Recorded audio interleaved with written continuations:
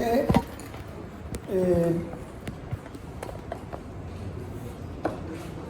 estas corrientes se engloban dentro o toman al pensamiento estructuralista como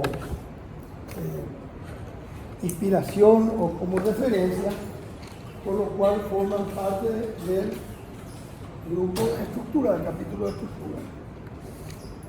Y habíamos visto que el pensamiento estructuralista utiliza, o a partir de la misma mecánica de la lingüística de Saussure, desarrolla toda una manera de analizar la realidad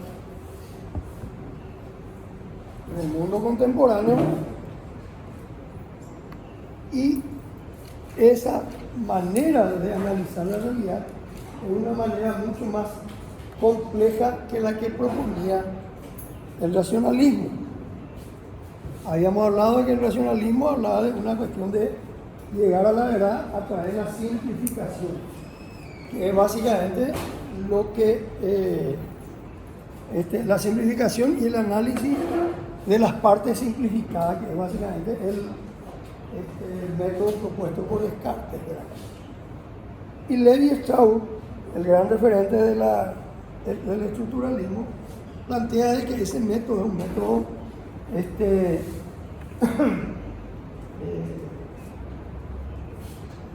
imperfecto, ¿verdad? Y que no sirve para analizar las complejidades, y que las realidades son complejas. Y propone un método de análisis mucho más complejo, que básicamente consiste en el diseño de modelos que expliquen esa realidad, en donde los modelos, esos modelos que representan la realidad, están formados por infinitas partes metidas dentro de una estructura, en donde la alteración de uno de ellos puede generar un cambio de todo el modelo. Aún así, es un modelo de representación dinámico.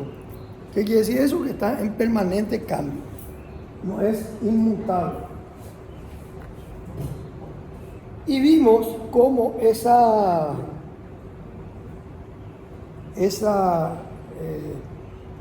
estrategia de análisis es utilizada por la Escuela de Frankfurt para analizar la realidad generada por los tiempos modernos, por la revolución industrial,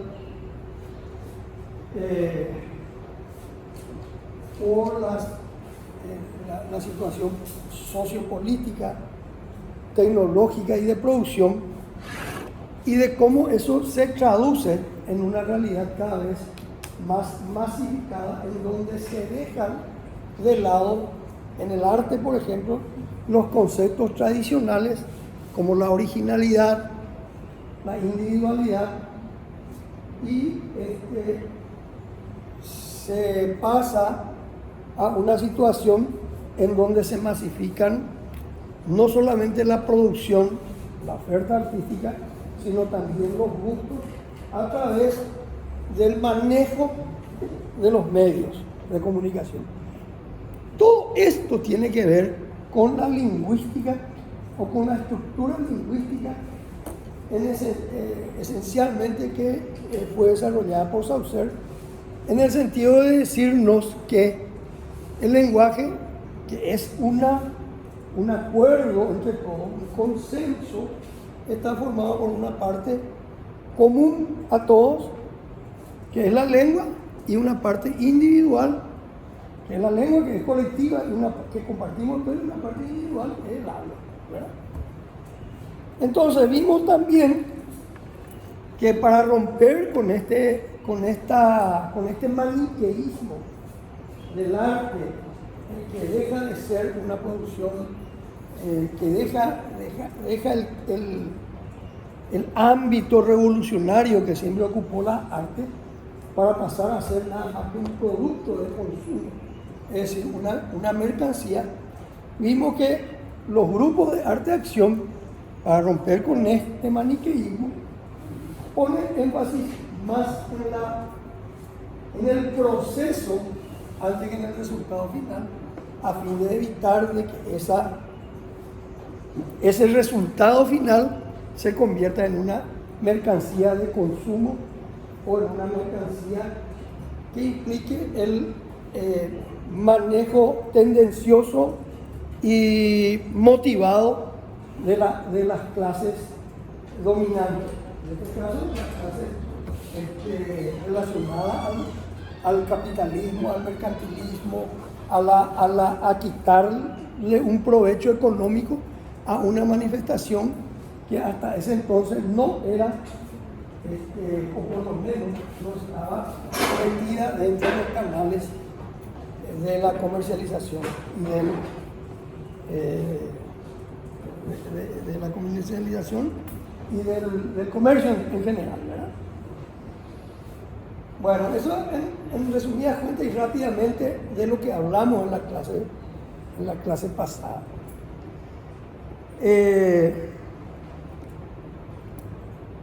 Y este grupo de arte de acción,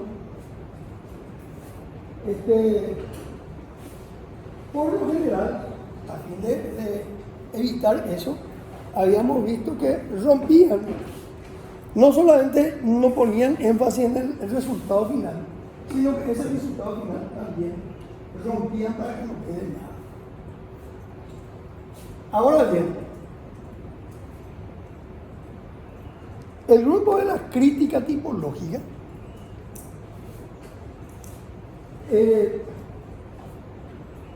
a diferencia del grupo de arte de acción, entiende y coincide con el criterio, con el estructuralismo desarrollado por Levi Strauss y la lingüística de Saussure, y habla de que la arquitectura realmente también, al igual que el lenguaje hablado, la arquitectura es un lenguaje,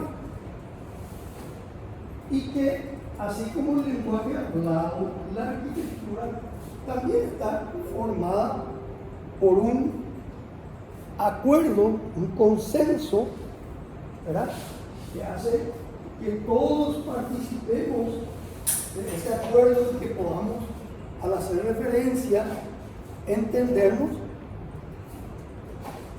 Es decir, de que la arquitectura también tiene aspectos compartidos, como la lengua, pero también permite de que haya aspectos individuales, como el habla.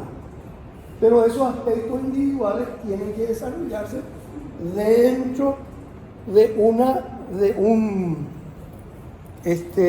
dentro de unos límites que no rompan con ese acuerdo colectivo. ¿Se entiende lo que estoy diciendo? ¿Se entiende la idea? Si no se entiende, quiero que me digan. Cuando nosotros hablamos, para entendernos, ¿verdad?, dijimos de que compartimos algo en común que hace que nos entendamos. Ese es el acuerdo, el consenso, el acuerdo compartido.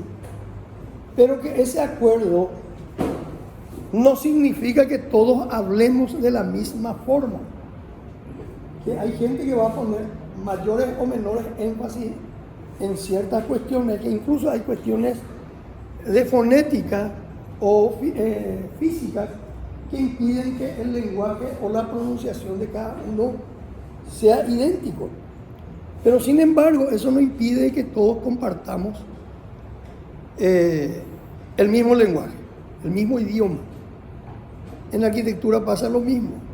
El lenguaje es único, compartido, pero las particularidades, la fonética arquitectónica, varía de arquitecto en arquitecto hasta ciertos límites en los que no se altere lo compartido. ¿Se entiende eso? Me miran y yo no sé. Encima que no veo bien sin mi anteojo, otra vez, me parece que me miran, no. Me voy a poner mi anteojo. No me pongo, tengo que estar todo rayado. ¿Entienden lo que estoy diciendo, verdad? Bueno, entonces vamos a hablar de eso. Y fíjense de que esta es una posición compleja, absolutamente diferente al racionalismo propuesto en la arquitectura, por la arquitectura moderna, la arquitectura racionalista, en la arquitectura, por los métodos propuestos por Le Corbusier, en la arquitectura, por el método de proyectación basado en la función, que es un método simplista, ¿verdad? La función, la forma sigue la función. Es decir, la simplificación de las cosas para llegar a la verdad propuesta por Descartes se aplica también en la arquitectura racional. Se simplifica toda una sola cuestión que es la función. Y a partir de esa función se genera esa arquitectura. El método de la crítica tipológica es un método que rompe con eso, es complejísimo. Bueno, pero hablemos en este momento de los antecedentes de eso, así como hablamos de los antecedentes, digamos, ideológicos, hablemos también de los antecedentes arquitectónicos. En este caso hablemos del Luica. En una época, 1928, que la Villa San Juan, 1928, acuérdense. La casa, ¿cómo era? La vivienda dominó, 1918, 1918, 1920. Cualquier precisión, googleen y corrijan. 1938, creo, la Casa de la Cascada, ¿verdad? O sea, de 1928 a 1950 se desarrolla en pleno apogeo y con mayor se expande el método de proyectación moderno. Es decir, el método de proyectación arquitectónica que parte de la función para llegar a la forma. Louis Kahn, en 1950, plantea un método distinto.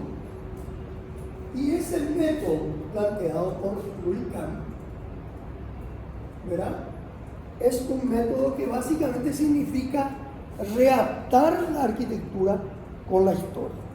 ¿Bien?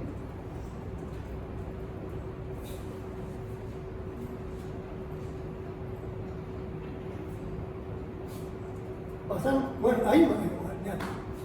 La arquitectura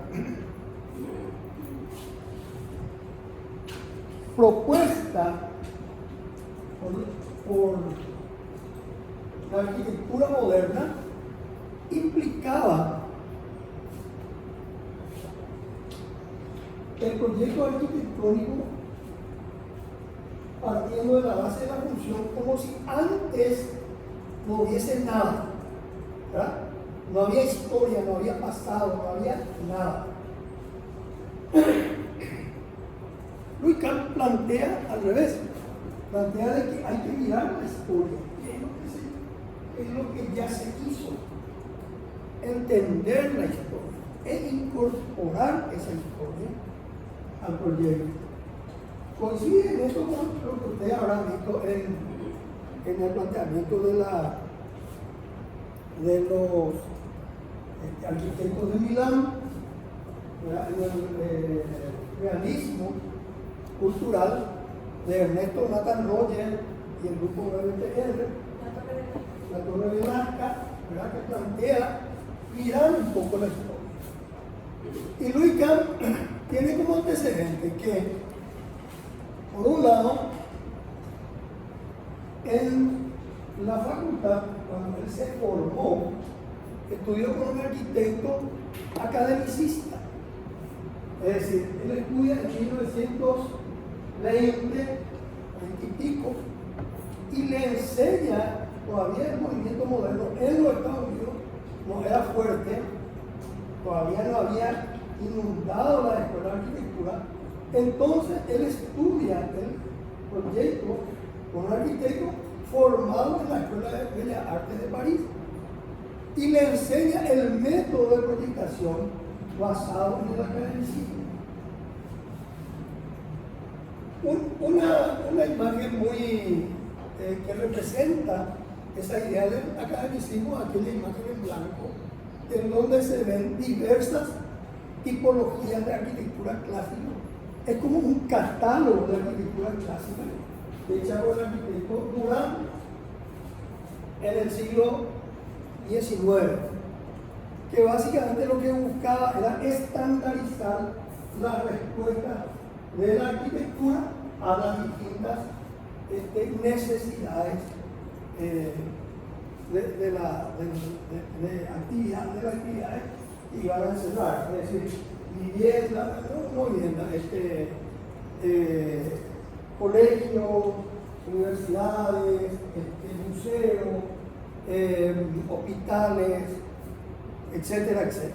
Es decir, se tipificaba y se tipificó y eso se trasladó en un catálogo, digamos, hecho por Durand.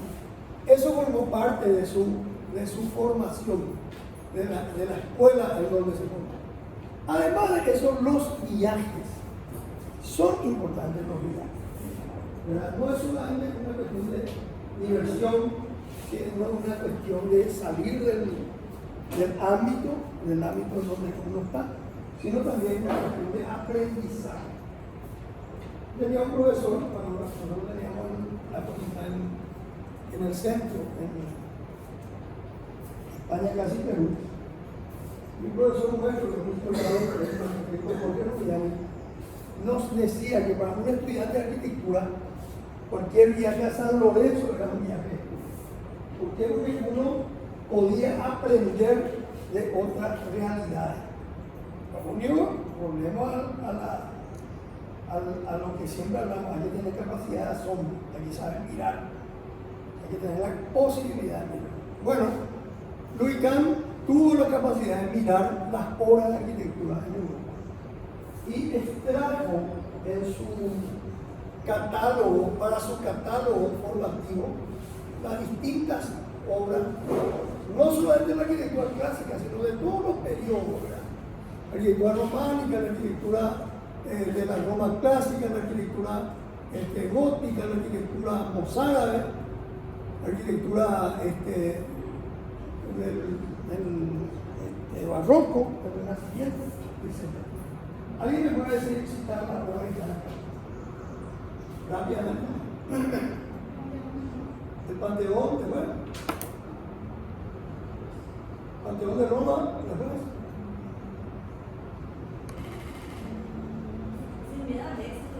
Dale, total. Yo puedo decir el estadio de defensores también, sin problema. Dale, pues estamos flojos, dije. La mezquita, sí, de Córdoba. No importa lo que tiene, eso es parte de nuestra realidad. Otro. Ustedes tienen que tener una formación visual. El arquitecto tiene una formación visual muy grande, ¿verdad? Además y a eso hay que complementar con lo teórico, visual tiene que tener. El Panteón, el del medio, ese, acá, que en los jardines, eso no puede seguir, no sé. ¿Cuáles son los jardines más famosos? Los jardines de Versalles, ¿ok? Estas torres, estas no son tan conocidas, pero son también, en Italia. ¿Qué son? La derecha de la catedral se quemó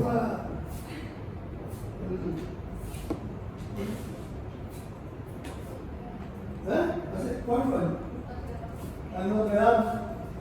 ¿Después? ¿Esto qué es? Algo que 100 años no monólogo, sin embargo, ahora hay la gente. Yo tengo hay una señora que me pidió que le haga algo así como ¿Qué es eso? Un castillo, ¿verdad? Probablemente sea en Francia, probablemente, no sé yo. Y este es un pueblo italiano, ¿quién lo conoce? San Gimignano. Bueno, independiente, yo le incentivo a que alimenten su poder. Y vamos a ver algunas obras de Kant en donde él hace referencia a eso. En algunos casos se ve, hay una literalidad en esa referencia y en otros hay la idea, el concepto. Siguiente. Y Kant, a diferencia del método de proyectación cognitiva moderna, que empieza con la función, ¿verdad? Define la función, después define la forma en que la organización, cómo se organizan esas funciones, y finalmente llega a la forma. Kant hace el camino al revés. Él habla de que lo primero es generar la idea inicial, ¿verdad? Después esa idea trasladará a un orden y luego entrar en los detalles. Vamos a ver el siguiente. La idea inicial es el partido. Cuando el arquitecto recibe un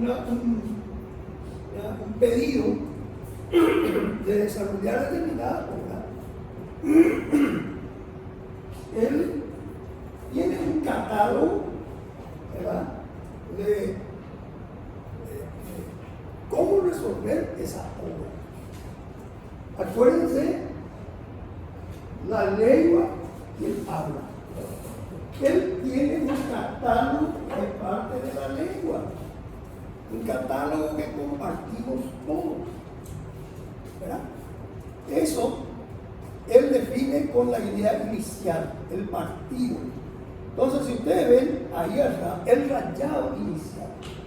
Allá arriba uno ya puede ver de que él está definiendo unos objetos individuales alrededor de un espacio abierto.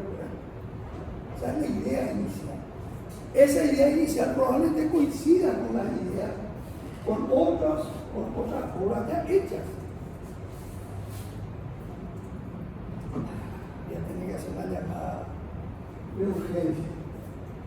Ahí un ratito y vamos a continuar. Vamos a entrar en el detalle, en el orden.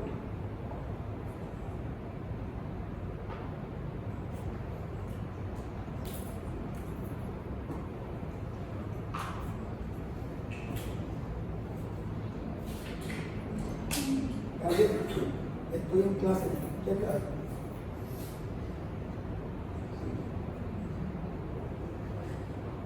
Me llama siempre. ¿Algo? ¿Listo?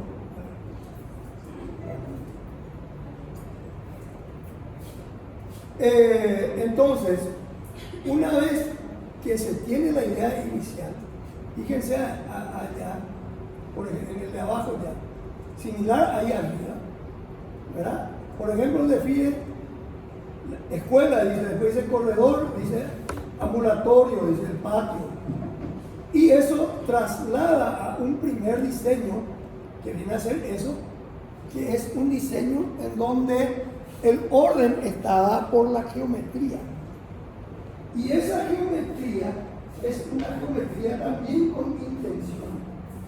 La geometría básica en donde se interpreta las simbologías que tienen las distintas formas, el cuadrado, el círculo, ¿verdad? Si le damos volumen, una esfera, la pirámide, el paralelepípedo, etc. El cubo. Y por último, una vez que se tiene eso, se pasa a los detalles, que es entrar justamente en eso. La abertura, la ventana, definir cómo se va a resolver los materiales con que se van a concretizar, la estructura tecnológica, en fin, el confort del lugar, etc. Siguiente. Y también define ya como un aporte personal, diferencia su arquitectura entre espacios servidos y espacios sirvientes. Es decir, mientras en la propuesta de la arquitectura moderna había una linealidad de la función a la forma, en donde no había una jerarquización de eso, Kant vuelve al planteamiento clásico y habla de jerarquización, en donde habla de espacios que van a servir a otros espacios. Se supone que los espacios servidos son los de mayor jerarquía y los espacios sirvientes los que hacen posible que esos espacios servidos funcionen correctamente. ¿Sí? Y vemos este planteamiento en donde el espacio servido es el del centro. Esta es la asamblea de Dhaka, que es el recinto asambleario, y el espacio sirviente son las distintas oficinas alrededor. Este planteamiento genera entender esa obra como un conjunto, no como una unidad, no como una unidad uniforme, sino como una unidad formada por varios elementos autónomos, visual, formalmente y funcionalmente, que generan esa complejidad mágica. Siguiente. La primera obra que propone es una ampliación de en la Universidad de Yale, en donde propone una galería de arte. En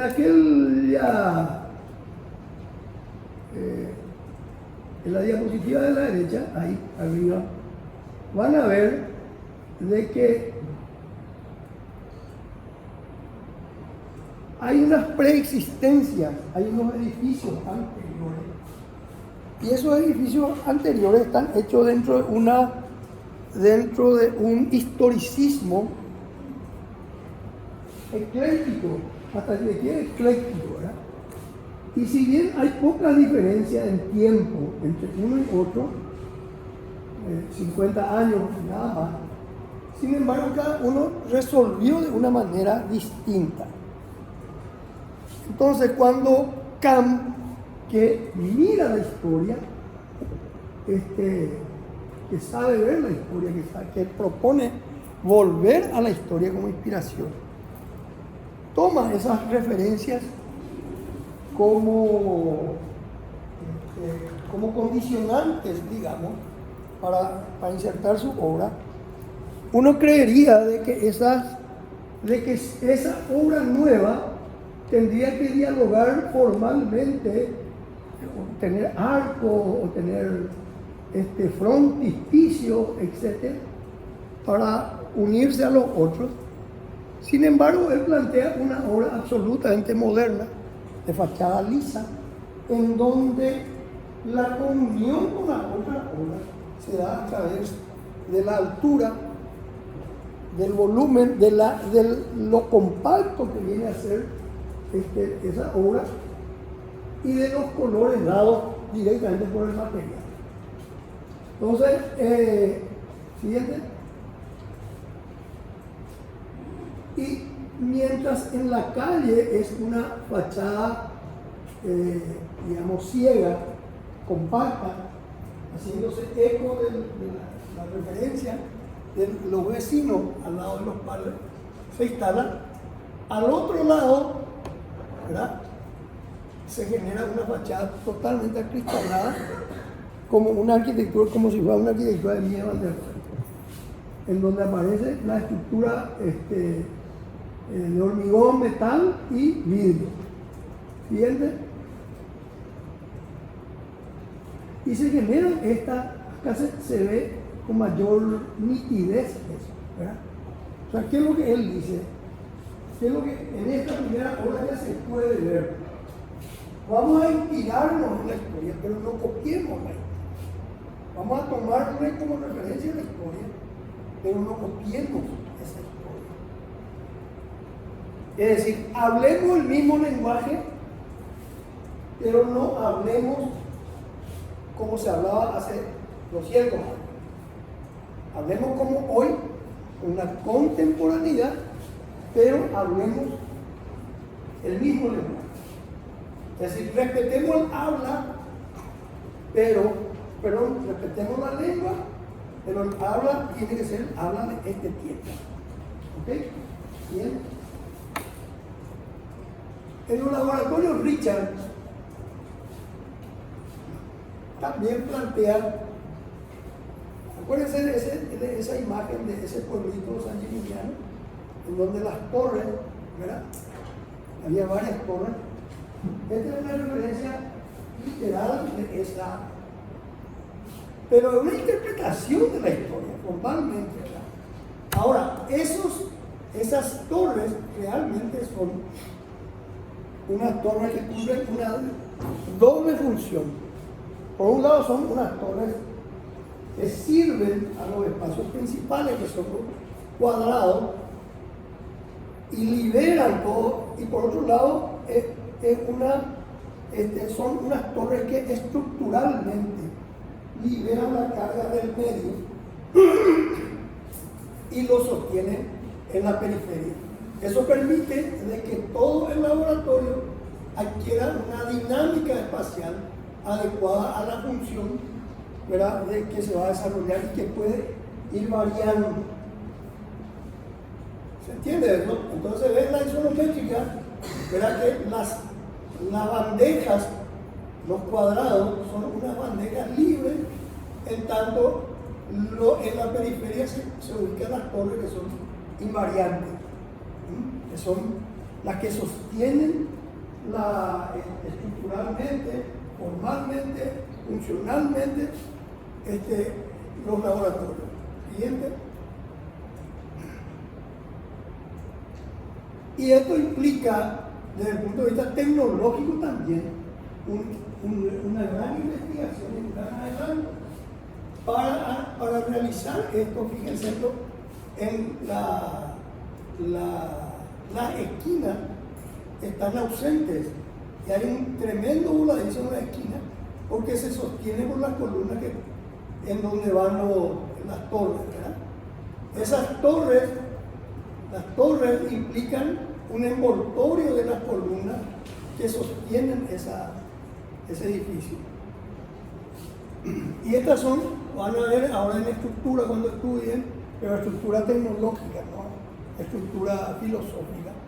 Las vigas Vierender, ¿verdad?, que son unas vigas tremendas que están calculadas como para salvar grandes luces y con poca masa, porque se distribuyen las fuerzas en donde van las varillas, que están calculadas para soportar los distintos de fuerzas a los que se someten, y el cuerpo de la viga se elimina.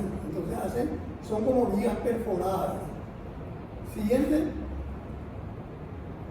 El Instituto Salk, en donde también se ve los espacios, la misma cosa que en el laboratorio de Richard, los espacios servidos de los espacios de servicio o sirvientes.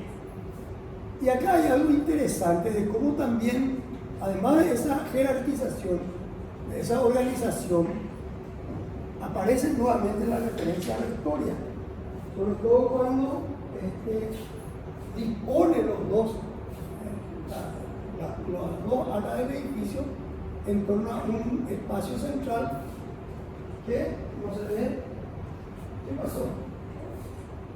Ahí está. Siguiente. Y ese espacio, si ustedes ven, tiene mucho que ver, hay una literalidad con ¿por qué? ¿Queremos hablar hace rato?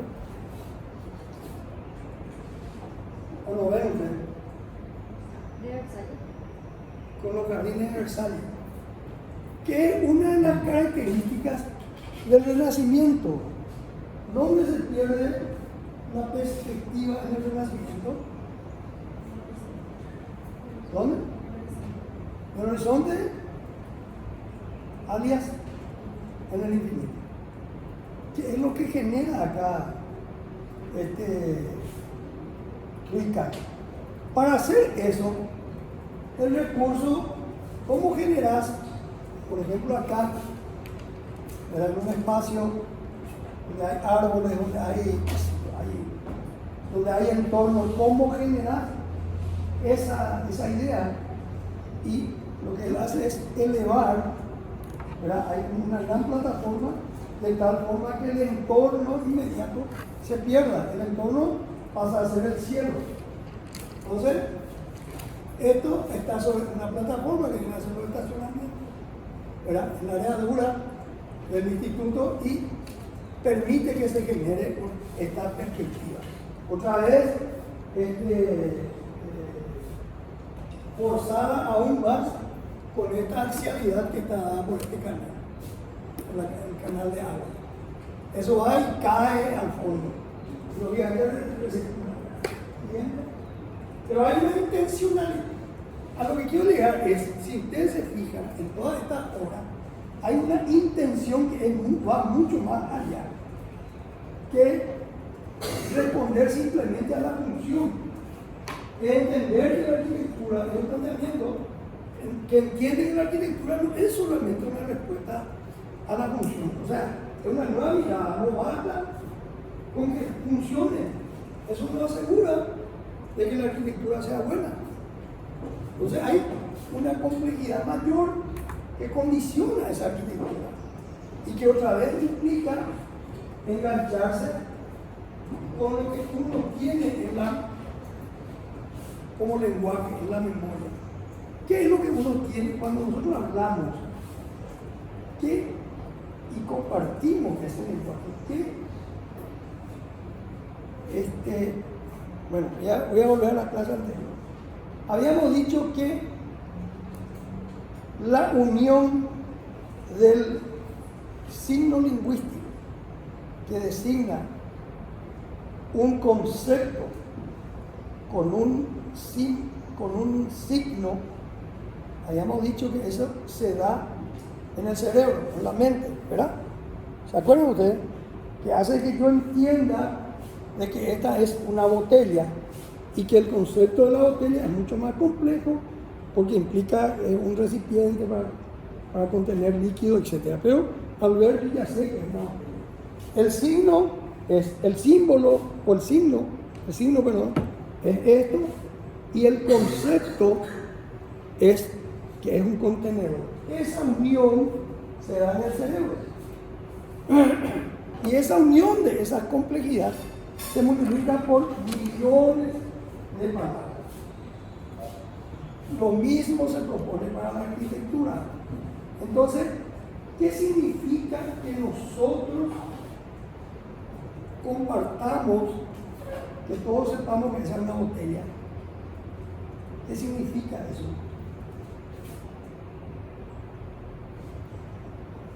¿Qué compartimos? Entonces todos.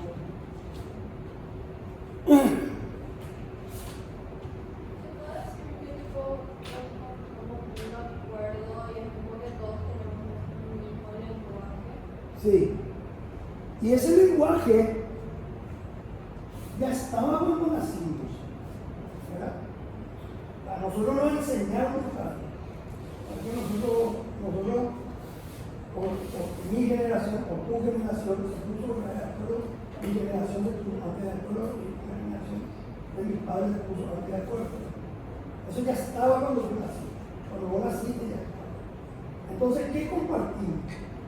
¿Qué quiere decir eso? Que eso, al igual que el ADN científico, la carga de la especie, al igual que eso no forma parte de nuestra memoria, ¿verdad? Y a eso se le denomina memoria colectiva. Entonces Luis Kahn recurre a una memoria colectiva para que su arquitectura sea entendida por todos. Él parte de la base que compartimos una memoria. Y la memoria, al igual que la arquitectura, es anterior a nosotros, ¿verdad? Es anterior a su memoria. Plantea en el Instituto Indio de Administración, en la India Oriente, una arquitectura también entendiendo que esa memoria es una memoria de carácter universal. Porque si bien las regiones tienen sus particularidades, que se ven sobre todo en la cultura, también hay una memoria universal. Siguiente. Y plantea una arquitectura adaptada al medio, por un lado, medio que no es el medio occidental, pero por otro lado también adaptada a la propia cultura universal. Y nos habla de una arquitectura metida en el tiempo de la memoria, pero también una arquitectura a la vez de este tiempo contemporáneo. ¿Cómo es? ¿Cómo es el lenguaje? Cuando nosotros hablamos de cosas de hoy, pero también hablamos con elementos de ayer, con elementos que usaban ya nuestros abuelos. Plantea también la necesidad de un orden superior, un orden monumental. Es decir, los elementos están relacionados a una realidad superior, ideal, monumental, pero también están diseñados para cumplir una función de la gente que lo habita. Están también a un orden humano, digamos, un orden monumental. Él nos habla del orden monumental, que es un poco algo platónico, el orden ideal del mundo de las ideas, y un orden humano, ¿verdad? Que es dado por las actividades que se desarrollan. Y aparece el siguiente. Entonces aparecen estas situaciones, ¿verdad? Un tremendo círculo, una abertura, un círculo gigante que está relacionada al orden monumental de la obra, y una abertura pequeña que está relacionada al paso del hombre acá en la esquina, ahí abajo, ahí. ¿Ven? Entonces el orden monumental, el orden humano. Y la misma cosa en esta imagen de la izquierda, en donde se ve la vista anterior, pero desde adentro, en donde se ve el arco monumental, pero ese arco monumental, al bajar a la escala humana, termina siendo parte de la baranda, ¿verdad? Del balcón. Fíjate un poco el anterior. El anterior, ahí, ¿ven? Ese arco es lo que estamos viendo en la siguiente.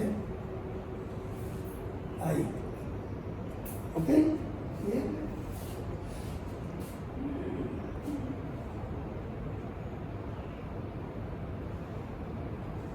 Y vemos un gran interés en dos cuestiones. Por un lado, la luz, al igual que Le Corbusier, él decía que lo que definía a los volúmenes era la presencia o ausencia de la luz, y el tema, en este caso en particular, de la necesidad de adecuarse a un ambiente caluroso, como vienen a ser los lugares trópicos, como la India, como nosotros, y entonces plantea una doble fachada. Siguiente.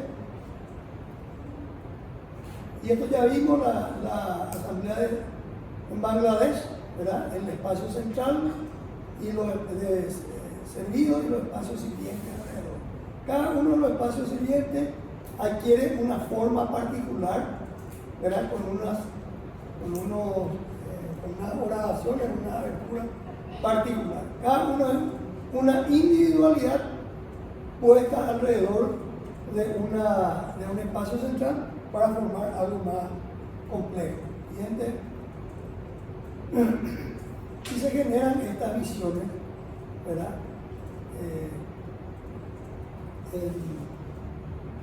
Tanto interiormente, espacialmente, como exteriormente. O sea, todo esto forma parte de una visión compleja, opuesta a la visión simplificada de la arquitectura racional, la arquitectura moderna. Siguiente. La luz y los elementos. Y siempre recurriendo a figuras básicas, esenciales, geometría esencial, cúpula, esfera, cuadrado, arcos, etc. ¿Otro? Y si bien Kant es, si hablamos de Kant, hablamos como, digamos, el precursor en este volver a mirar a la historia, en este reencauzar la historia de la arquitectura, atándole otra vez a la historia que se había roto con el surgimiento de la arquitectura racionalista, de la arquitectura moderna, es quien termina definiendo una propuesta digamos, más organizada de ese retorno a la historia, es Aldo Rossi, que plantea una crítica importante. Lo que Kant decía, la idea inicial, ¿verdad? Partir de la idea inicial haciendo referencia a los elementos, a la arquitectura que ya están en la historia. Rossi ordena y organiza en torno a un concepto básico, que es entender de que todas las arquitecturas pueden ser reducidas a una tipología, a un tipo, en donde el tipo significa la esencia de esa obra. Por ejemplo, en la obra que vimos de Kant,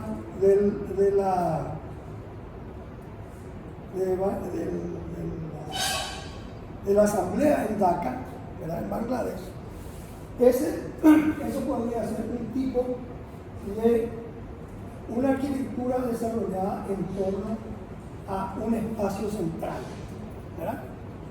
O habla, por ejemplo, de la arquitectura,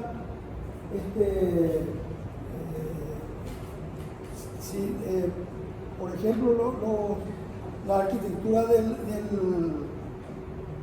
del siglo XVIII, que se desarrolla en una manzana, es una arquitectura que por un lado es en corredor hacia el exterior y por otro lado es en torno a un patio hacia el interior. La arquitectura de los coloniales, como la de Luque, Capiatá misma, por ejemplo, son de una tipología en corredor, ¿verdad? La arquitectura, por ejemplo, acá, desarrollada en una época dada del principio del siglo XX, en los lotes pequeños, cada vez más pequeños en el centro, que generó la vivienda chorizo, es una tipología de vivienda chorizo, ¿verdad? Entonces, esas tipologías vienen a ser la esencia de esa arquitectura. Y esas tipologías generan, o sea, a partir de esa tipología uno puede generar modelos, en donde los modelos ya son las realizaciones y las concreciones, y esos modelos pueden ser repetibles. Lingüísticamente, la tipología es la lengua, es la esencia, es el concepto. Y el modelo es el habla, el desarrollo individual de cada uno que hace referencia a esa tipología. Y al igual que el lenguaje, el modelo no puede alterar el tipo. El habla no puede alterar la lengua. ¿Se entiende eso? ¿Por qué? Porque la lengua, la tipología, es un bien colectivo. Es un bien que compartimos todos. El modelo puede variar, pero siempre esa variación particular va a estar referida a esa tipología invariante. Entonces, Rossi plantea de que toda la arquitectura debe ser realizada con ese entendimiento. Fíjense que este es un planteamiento absolutamente revoltoso, revolucionario en relación a la forma, es consecuencia de la función, o entender que la arquitectura empieza con la función. ¿Por qué? Porque el tipo es anterior a nosotros. El tipo está en nuestros ancestros. El tipo está en nuestra memoria colectiva. Pero entonces, por más nueva función que haya, ¿verdad? Esa nueva función se tiene que referir a algo anterior, a algo que compartimos. ¿Se entiende eso? ¿Se entiende? La presencia de la historia, no como historia solamente, sino como un bien que todos entendemos, como no como historia, sino como memoria, no como historia leída, ¿verdad? Sino como memoria compartida. Es diferente, no como historia de ejemplos embalsamados, sino como memoria de ejemplos que están vivos en nuestro lenguaje. ¿Entiendes? Una cosa es la historia que pasó y ya pasó, se quedó allá. Y otra cosa es la historia, ¿verdad?, que está en nosotros y sigue pasando. La historia de las tradiciones, la memoria, por eso que hablamos de la memoria colectiva. ¿Ok? Siguiente. Estos son diversos tipos. Fíjense. Tipo una torre, otro tipo es un edificio de determinadas características, otro tipo es una vivienda de 1, 2, 3 ambientes, etc. Ese es el tipo. Pero el modelo va a variar de acuerdo a nuestra propia solución. Siguiente. Además de esto, Rossi plantea algunas cuestiones. Escribe un libro que se llama La arquitectura de la ciudad. Y es interesante porque mientras el racionalismo, mientras la arquitectura moderna, entendiendo que todo se genera a partir de la función, plantea el urbanismo dividiendo la ciudad en 4 funciones básicas. Habitar, ¿verdad? Habitar, ¿verdad? Ayuda a memoria. ¿Cuáles son las funciones básicas de la arquitectura moderna? El CPU ya se... CPA o CPU. CPA. Yo creo que dieron eso, ¿verdad? ¿O no? Habitar, producir, recrear y moverse, ¿verdad? Entonces, básicamente, yo voy a hacer tipo, no sé si hablamos, pero voy a hacerle un recordatorio. Básicamente la arquitectura moderna propone el urbanismo moderno, y eso se concretiza se describe en en un catálogo, digamos, llamémoslo así, que es la Carta de Atenas, en donde describe cómo tiene que ser una ciudad moderna. Una ciudad a partir de las funciones.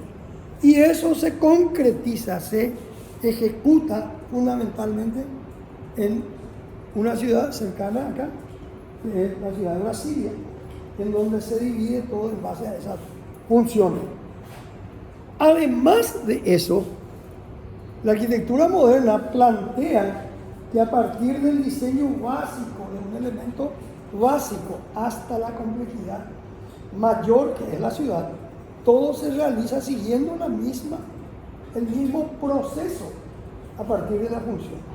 Es decir, el mismo proceso que genera la ciudad es el proceso que genera, qué sé yo, una mesa, un utensilio, una cámara.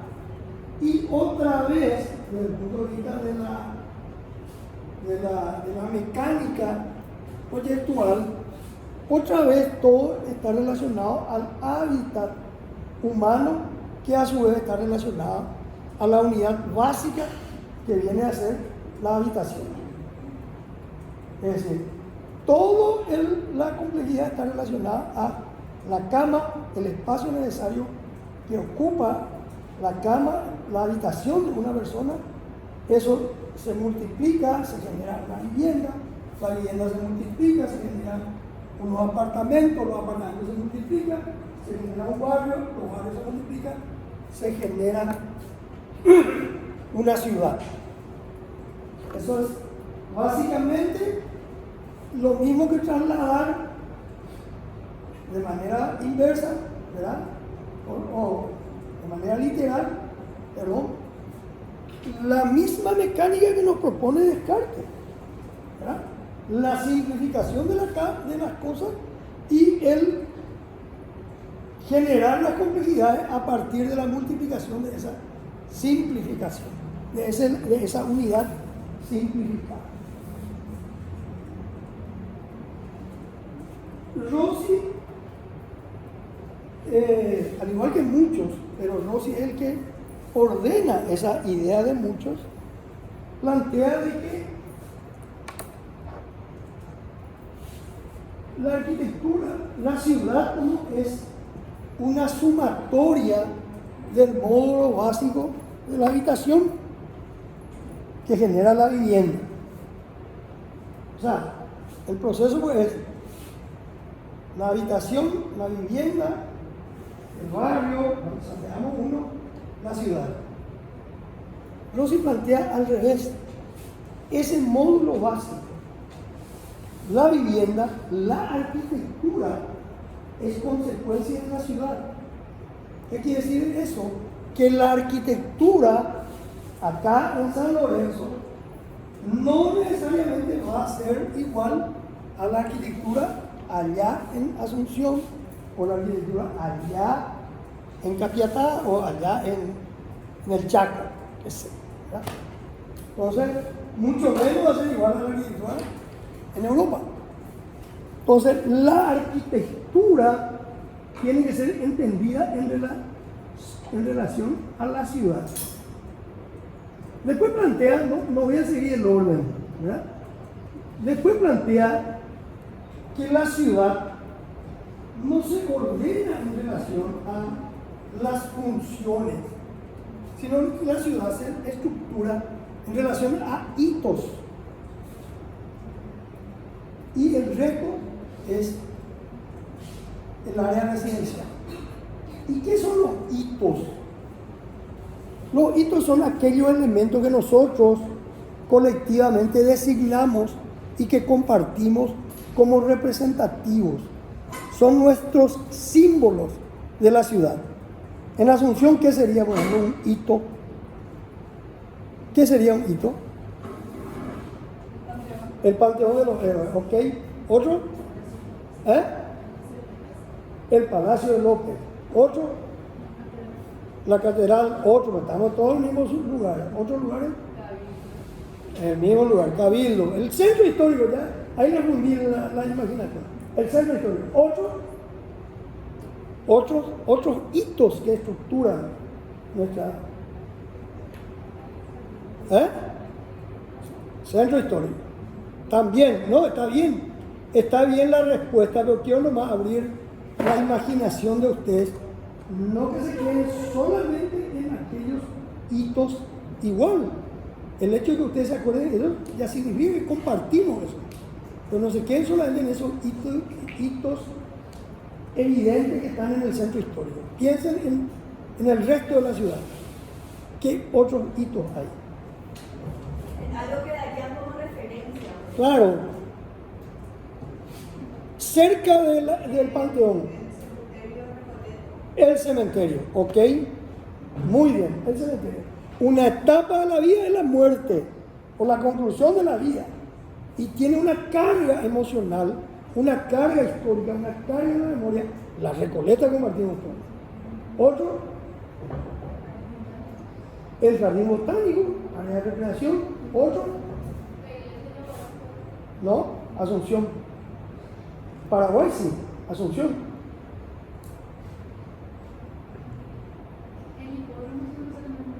El hipódromo también. El BCP también, por la actividad que hay. El estadio de fútbol. Pero en el día a día de ustedes, ¿qué otra referencia hay? También, ahora que se está renovando. Algo que todos los días están así. Fin de semana, nos encontramos. En la Costanera, nos encontramos en la Costanera. Muy bien. Otro. Calle No, esa no era, esa es la cosa. ¿Qué es Carmelita? Nos encontramos en el shopping. O sea, el shopping también viene a ser, si bien es lo mismo Carmelita, si bien es producto de una actividad comercial privada, ¿verdad? Sin embargo, ya está internalizado, ¿verdad? Ya es colectivo, tiene sus cualidades, qué sé yo, en el shopping voy a encontrar de todo para comer, poder pegarte un paseo sin gastar, o poder gastar bien, poder disfrutar en los días de calor del aire acondicionado, que no puedes, en tu casa está ahí, en el calor. Bueno, entonces es un hito también. ¿Qué es lo que es? ¿Qué es lo que son los monumentos? Los monumentos son las cosas que compartimos. Si yo te digo, vamos a encontrarnos en mi casa, ¿verdad? Y a lo mejor ella, él, aquel sabe mi casa, porque se fue alguna, el resto no sabe. Yo tengo que dar como referencia la dirección, la ubicación, etc. Pero si yo te digo, vamos a encontrarnos en el shopping, no hace falta que te dé la ubicación. Si yo te digo, vamos a encontrarnos frente a la catedral, no hace falta que yo te diga dónde queda la catedral. ¿Por qué? Porque está, ¿dónde está? En la memoria colectiva, en el lugar que compartimos todos, en el cerebro. ¿Se entiende? ¿Verdad? Bueno, entonces, Rossi plantea la ciudad no dividida en las funciones, sino dividida en los hitos, monumentos y las áreas residenciales. Después, a diferencia de lo que planteaba la arquitectura moderna, donde todo tenía que ser nuevo, pensando que el futuro siempre iba a ser mejor, positivismo, plantea de que lo nuevo no necesariamente es sinónimo de bueno, ¿verdad? Sino que lo antiguo también puede ser bueno. Y eso está enganchado con que la forma no siga la función.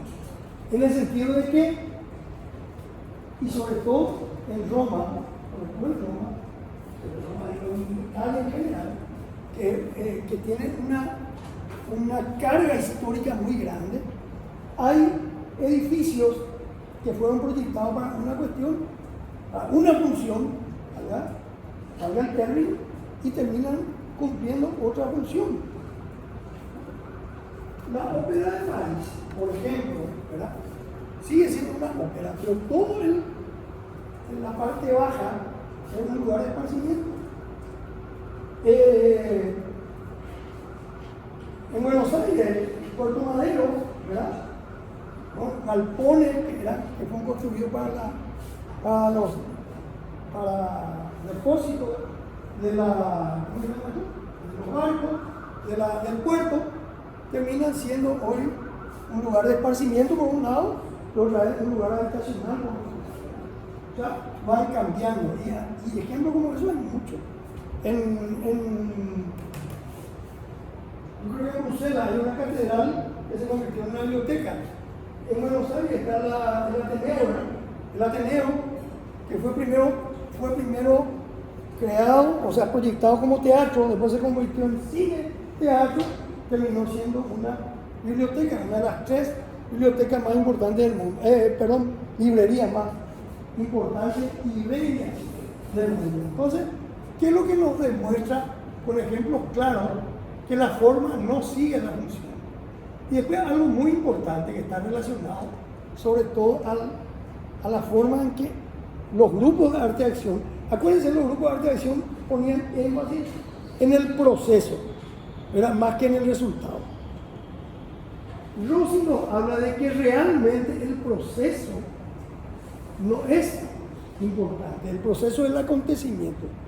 ¿Por qué? Porque el escenario, el lugar donde se hacen las cosas, es anterior a nosotros y va a cambiar, o sea, nosotros vamos a cambiar, va a venir otra generación y otra generación, así como nosotros vinimos después de otras generaciones, pero el escenario siempre va a estar.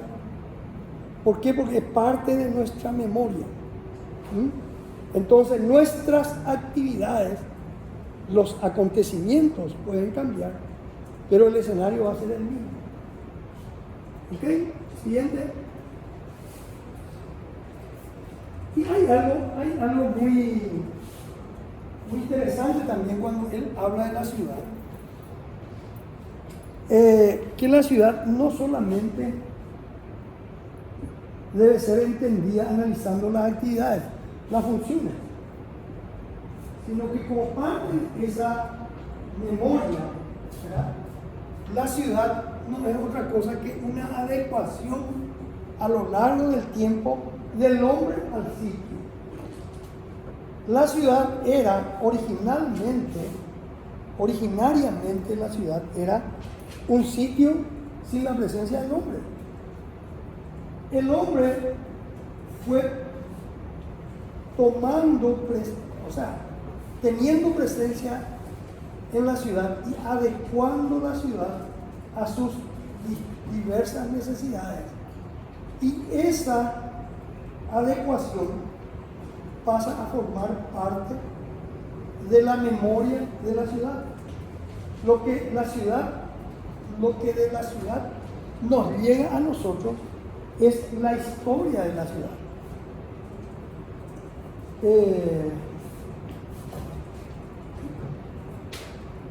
Y plantea que la arquitectura tiene que hacer referencia a esa historia, a ese lenguaje, a través de la representación esencial, sintética, simbólica de la arquitectura. De tal forma que esa arquitectura nueva dialogue con esa arquitectura de antes, con esa arquitectura histórica. En ese sentido, uno de sus primeros planteamientos es el Teatro del Mundo, que se construye para una bienal en Venecia, y que él dice de que representa esencialmente todos los elementos que aparecen en la arquitectura tradicional de Venecia. Entonces lo que él hace es disgrega esa complejidad de la arquitectura de Venecia a elementos básicos, esenciales, como el cuadrado, el rectángulo, la pirámide, etc. Y genera esta arquitectura que dialoga con el lugar, con el entorno. Y hace un teatro en un barco, encima de una plataforma, que se movilizan y interesantemente, ¿verdad?, se generan distintas imágenes, y en todas esas imágenes se ven de que esa arquitectura no es como no es como sería nuestro parlamento, como un ovni, ¿verdad?, rodeado que no encaja en el entorno, sino al contrario, si bien esto se mueve, ¿verdad?, en todas y cambia el entorno, todo ese entorno tiene algo en común con él. O sea, uno puede entender de que forma parte del mismo lenguaje. Acá se ven otras imágenes, ¿verdad? El anterior era la piazza, era el Palacio Ducal, la piazza del Campanile, la catedral de San Marco al fondo, ¿verdad? Y en esta es la iglesia de la Salud, las distintas imágenes. Aquella es otra. Sí, la iglesia de la Salud, y esta yo creo que no sé. No, ya sé, pero la iglesia no identifico la iglesia. Bueno, siguiente. O, por ejemplo, en este colegio, aquello, allá arriba, ¿verdad? Donde se ve en torno a un patio estrecho y como coronando el patio, un elemento cilíndrico, como se ve acá en esta imagen, que es casi literal al templete de San Pietro, en un notorio, ¿verdad? Proyectado por Bernini, ¿verdad? Donde uno también tiene una perspectiva estrecha y aparece una joyita, digamos, ¿verdad? A mí particularmente el elogio me gusta más la joyita que la referencia. Siguiente. Es medio tosca la referencia.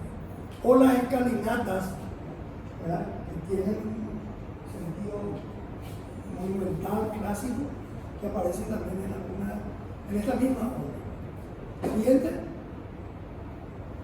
Pero también, al igual que Kant, él incorpora al lenguaje, a la memoria, no solamente la arquitectura histórica, la arquitectura la arquitectura clásica, la arquitectura del pasado, sino también incorpora la nueva arquitectura, la arquitectura moderna.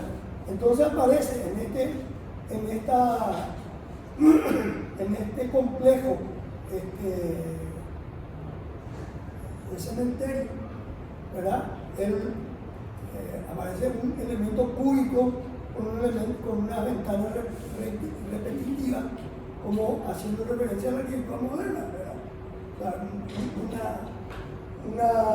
Un solo elemento, la misma ventana aparece en toda la fachada. En toda la fachada, ¿verdad? Es un elemento, es un cubo. O aparece en referencia a la arquitectura popular, como son esos dos pabellones, ¿verdad? Que hacen referencia a la arquitectura de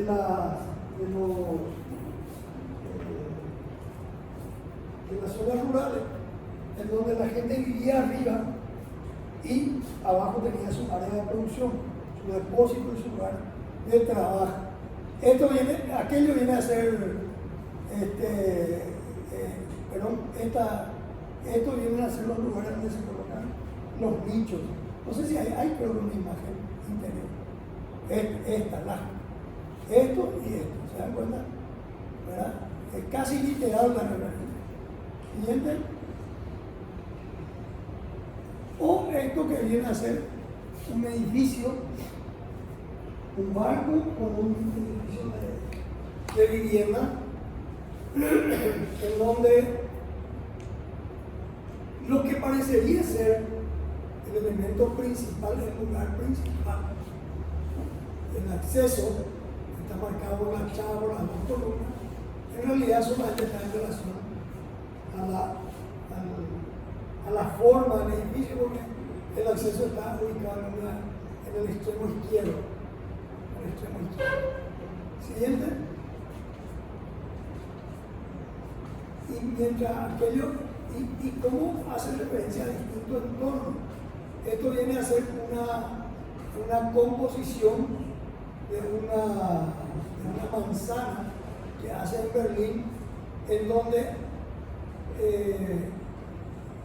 viene a coser con elementos existentes los espacios vacíos, con elementos nuevos que hacen referencia a distintas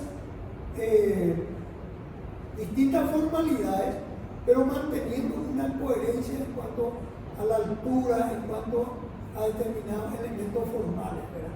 Si bien cada individualidad tiene distintas formas de resolverse, fíjense, el aventanamiento, por ejemplo, es distinto a aquello que está en celeste, es distinto a lo que está en el ladrillo, es distinto a lo que está en verde. Sin embargo, forman parte de una misma unidad en conjunto. Los remates de los techos son distintos, pero uno percibe como si que fueran tan diferentes, digamos. Como de hecho es el tema de la analogía, ¿verdad? Como de hecho es el lenguaje, ¿verdad? Uno puede tener particularidades, pero compartir el mismo lenguaje. O sea, compartir el mismo lenguaje no significa hacer lo mismo siempre. Todos hagamos lo mismo.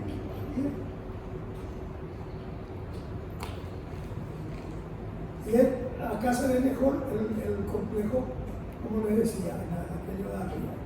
Esta es otra imagen de otro sector. Bueno, acá por eso terminamos lo que es crítica tipológica y vamos a hablar rápidamente de minimalismo. Bueno, así como Kant y sobre todo Rossi habla de que para que nuestra arquitectura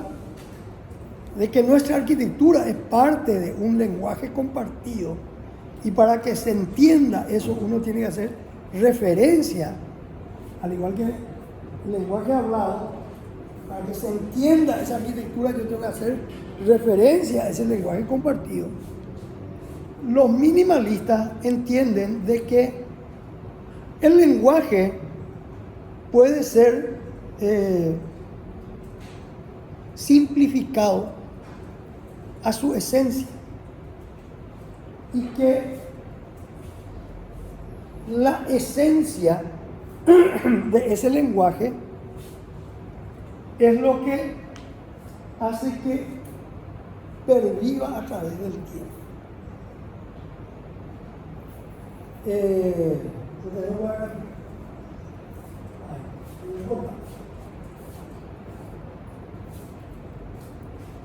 Cuando uno, por ejemplo,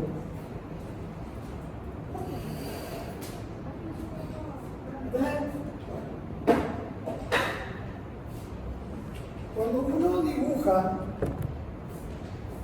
grafica,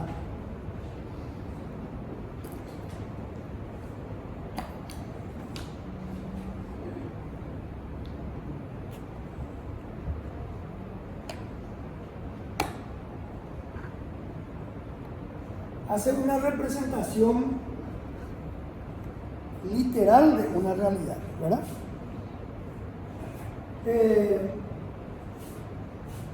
Probablemente, si me voy a quedar con Rossi, ¿verdad? Esa representación literal,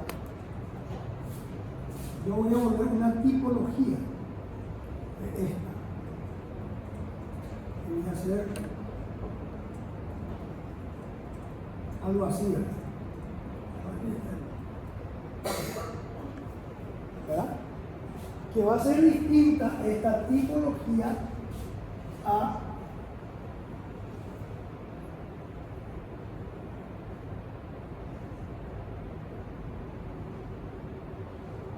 algo así. ¿Se entiende eso, verdad? Esta es una tipología de silla, esta es una tipología de una banqueta, ¿verdad? El modelo va a ser conforme a yo como vaya haciendo esto. Ray haría esto, ¿verdad? En fin. Entonces, para entenderlo más, lo que Rossi propone es que para que este lenguaje sea entendido, yo tengo que hacer referencia a este tipo. ¿Entiendes? Los minimalistas lo que proponen es que para que yo dialogue o para que algo que yo haga sea entendible, yo tengo que desmontar todo, incluyendo la tipología, a la esencia. Entonces, estas complejidades se convierten en la esencia, es básicamente esto. ¿Entiendes? Si yo veo esto, yo entiendo de que esto es una silla. No necesito ver la tipología, qué tipo de silla es, ni necesito ver la realidad para entender de que esta es la esencia de una silla. ¿De quién es? Además de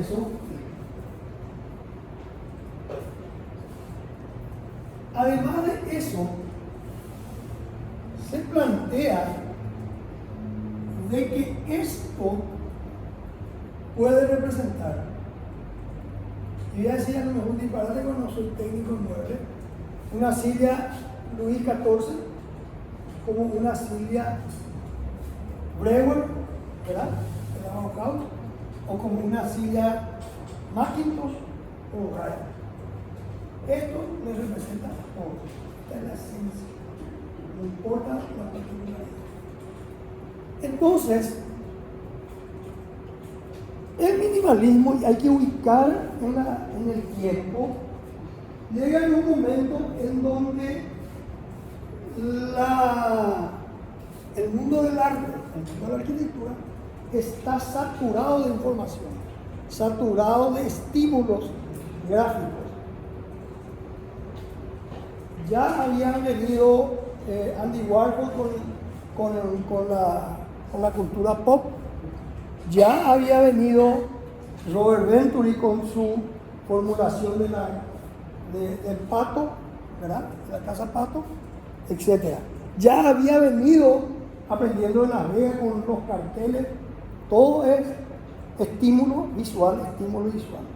Ante tanto estímulo visual, determinados artistas hacen una visión a algo más tranquilo, más sencillo, y buscan lo esencial. Pero, si bien esto ocurre en los 70, 60, fines de los 60 y 70, miran también a lo que ya se había hecho en el siglo XX, a principios del siglo XX, lo que habían hecho determinados artistas que también proponían una esencia, la búsqueda de lo esencial, como parte de la investigación, ¿verdad? Del arte abstracto, de la abstracción, ¿verdad? Los constructivistas, como Malevich plantean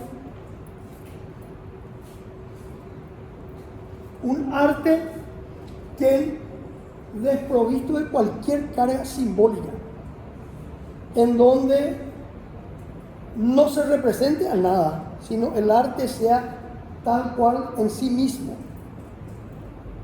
Entonces plantea esto, que es un antecedente del minimalismo, pero que encierra básicamente la idea central, que es despojarse de todo lo que sea símbolo, de todo lo que sea referencia, y ser nada más que lo que se está viendo. De hecho, el nombre del cuadro es lo que ustedes están viendo. ¿Qué están viendo? ¿Ah? El cuadrado negro sobre el cuadrado blanco. ¿Ok? Y esto trasladado al volumen también, ¿verdad?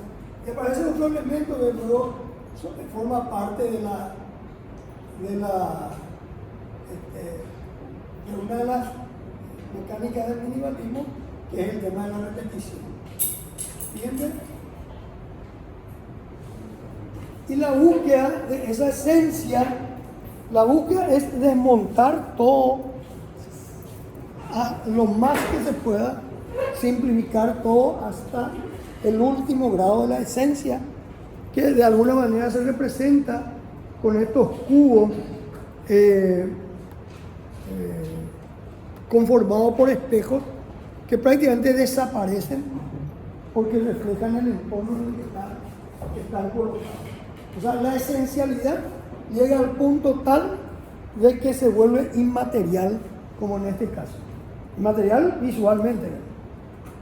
¿Entiendes? O este elemento, acá el de la izquierda, en donde se distorsiona la escala también. Es un elemento que, al no tener una referencia, ¿verdad? Humana, puede ser grande, chico, alto, bajo, etc.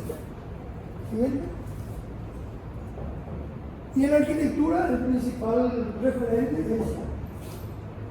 menos de más en Mies. Tema de examen, ¿verdad? Hay que leer más sobre Mies.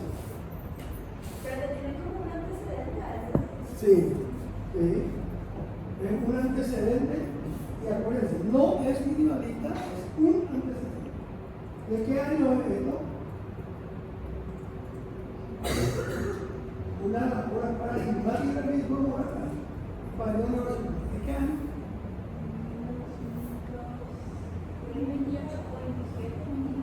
29, igual 30 a 60, 1929. La anécdota es que esto se hizo para una exposición. Barcelona es una ciudad pequeña. El lugar donde está es como los calabozos gigantescos donde se exponen todo el año, ¿verdad? Y en 1929 se construyó el pabellón alemán, terminó la exposición y se desmontó todo eso. Y después, en los 80, se hizo una fundación, se recogió dinero y se volvió a construir tal cual era. Por eso lo podemos ver. Y se construyó porque es una obra paradigmática en la que vamos a ver. Igual quiero que lean, ¿verdad? Y entiendan y aprendan. Fíjense los elementos, la geometría y cómo esa geometría se repite en el plano. El plano es una piscina, el plano es el techo, el plano es la pared, el plano del piso, etc. Pero en definitiva es la búsqueda de la esencialidad a través de la forma de construir. Los espacios no están cerrados, no están definidos, sino están difuminados casi. Siguiente. Y a diferencia de la crítica tipológica o de los escritos de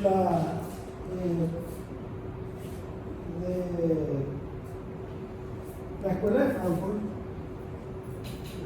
el minimalismo no tiene una teoría central, digamos, que lo represente, sino son actitudes, mecanismos, dice el libro, que hacen de que una obra pueda ser entendida como minimalista. Quiero pasar rápidamente esto. Uno de los principios operativos es el del minimalismo pintoresco, realista y popular. Entendiendo que la arquitectura popular, la arquitectura hecha por la gente, la arquitectura sin arquitecto, es una arquitectura que busca optimizar los recursos y una cuestión económica, ¿verdad? Una cuestión entonces elimina todo lo que es superfluo y hace de que la arquitectura, o sea, lo que se muestra en esa arquitectura sea solamente lo necesario para ejecutarlo, para corporizarlo. Algunos autores como Barragán y bien estudiados en Jacobson también se refieren a eso y toman algunos elementos. En el caso de Barragán, por ejemplo, el ambiente, ¿verdad? El espacio de la arquitectura típica, la arquitectura rural, donde alrededor de un estanque se genera un patio como esta que es una caballeriza, y los colores utilizados y la textura también de los materiales. A la izquierda hay una piscina, en este caso, ¿verdad? Y el otro que es una caballeriza. Siguiente, el establo. El rigor de la geometría pura, o sea, la esencialidad. Acuérdense de las obras, por ejemplo, de Kant, o mismo la obra de Rossi, ¿verdad? Porque eso es lo que es importante, los conceptos que tenemos. Fíjense cómo hacía Rossi, cómo hacía Kant. La obra de Kant era hiper completa, varios elementos, ¿verdad?, que formaban una totalidad que era una sumatoria de elementos. Acá el minimalismo lo que busca es eliminar todo lo complejo, eliminar todo lo que es y simplificar eso. Entonces la forma de simplificar es recurriendo a una geometría pura y terminada en sí mismo. El ejemplo de la pirámide del Louvre es uno de ellos, ¿verdad? La repetición es un poco también extraído de la lógica de la arquitectura moderna. Un elemento que se repite hasta configurar una complejidad mayor. Otro, por ejemplo, la biblioteca del mundo árabe, donde este cuadradito se repite hasta el hartazgo. El cuadradito es tan interesante porque esta obra es de los 90. Porque el cuadradito es como un fotómetro. Ustedes ya no saben lo que es un fotómetro. El fotómetro es un elemento, este es un fotómetro automático. El fotómetro es un elemento de las cámaras, que no son digitales. Yo creo que las cámaras digitales también tienen. Lo único que es digital, automático, es electrónico. Pero el fotómetro en la cámara mecánica, uno manejaba con las manos. Y de acuerdo a la intensidad de la luz, uno abría o cerraba más. Quiere decir, a menor luz se cierra más y a mayor luz se abre más, porque el proceso de captar la imagen y grabar en el papel del rollo se producía a través de la presencia de la luz. En este caso,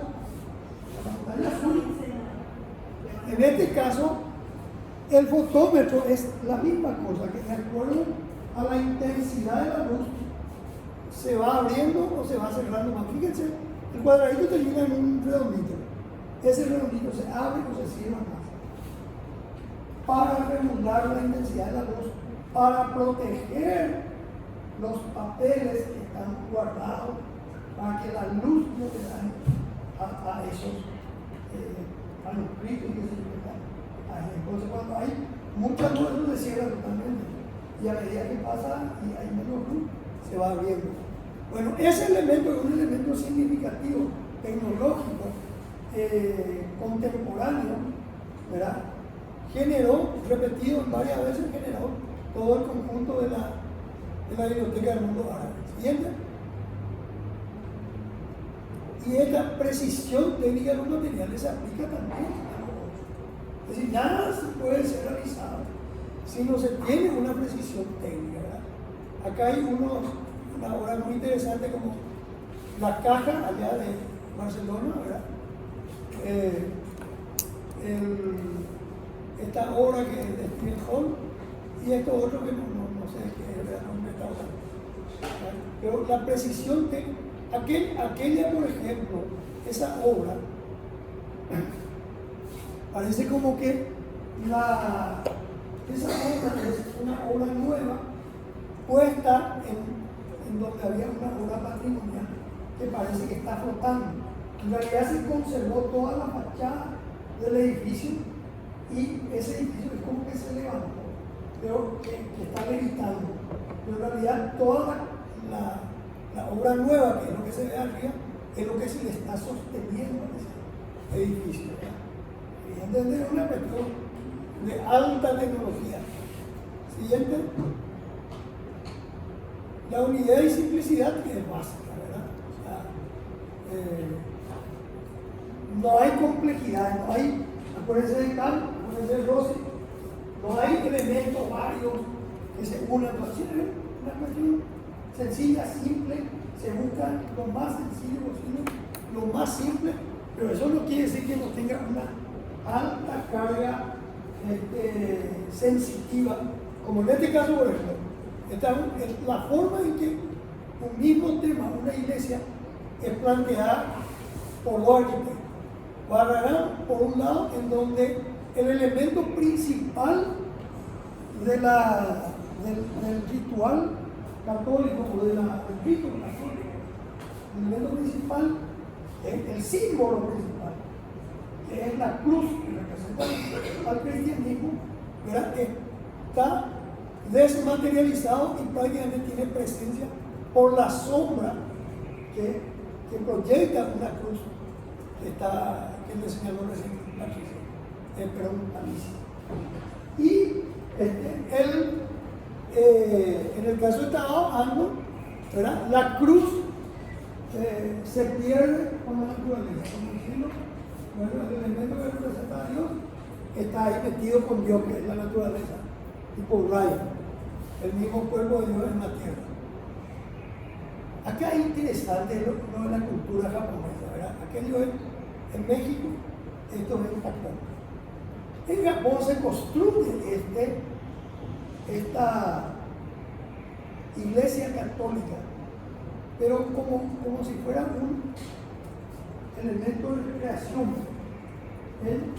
como un anexo a un hotel, porque la gente se iba a casar y se iba a casar por los ritos católicos, pero por la representación, por la fiesta, por lo que significaba, no por la liturgia teológica.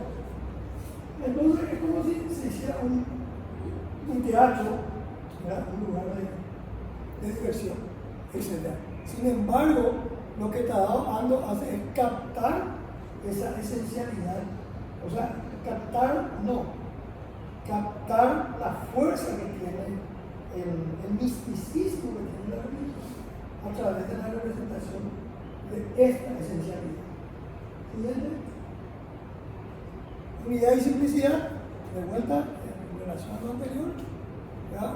Igual que el pabellón, un solo elemento que se, como el cuadrado, el rectángulo que se repite y va definiendo la arquitectura.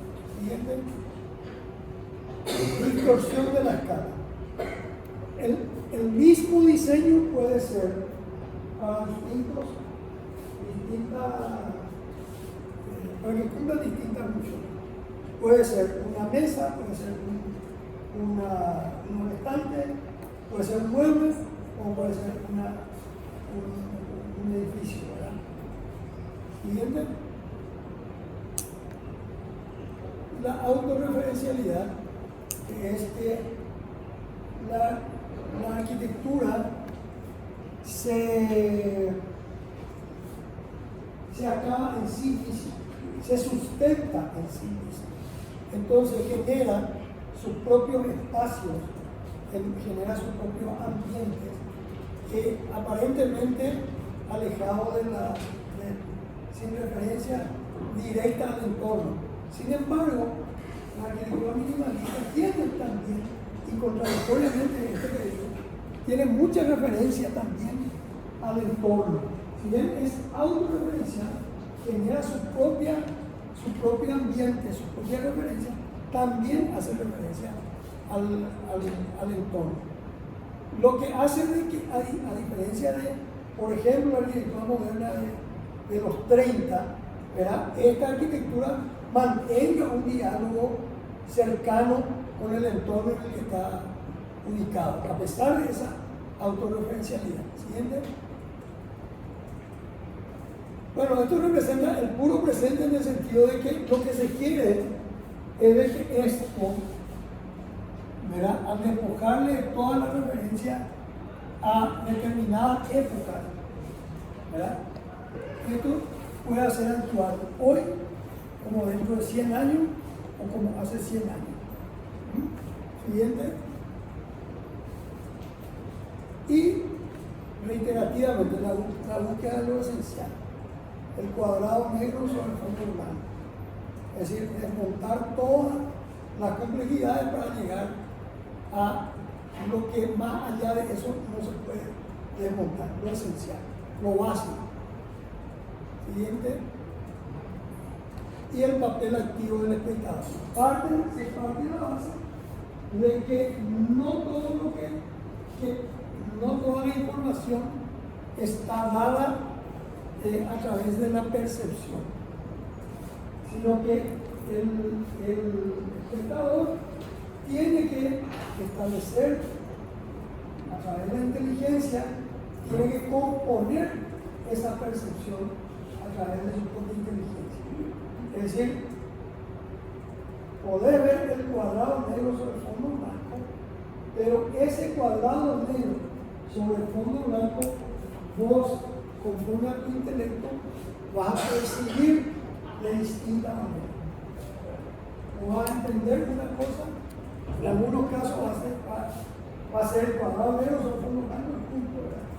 Pero va a haber gente con mayor intelecto que va a tratar de entender otro tipo de cosas de eso. La ausencia de algo, por ejemplo, el cuadrado negro no es solamente el cuadrado negro, sino es la ausencia de algo, ¿verdad? ¿Sí? Bueno, ¿siguen? Y terminamos acá. Entonces, si hay alguna pregunta, me callo y la escucho. Y si no, ya nos vamos a almorzar. Espero que se haya entendido. Estructura, básicamente. 1, 2, la reacción. 8, recuperar los hilos de la historia, partiendo de la base de una memoria compartida. Y 8, encontrar en el lenguaje lo esencial y buscar la esencia, porque la esencia es lo que puede representar mejor, y buscar la temporalidad. ¿Qué quiere decir la temporalidad? Que no pase, que siempre sea contemporáneo, que no pase de moda por el mundo. ¿Vamos? Bueno, sobre el martes.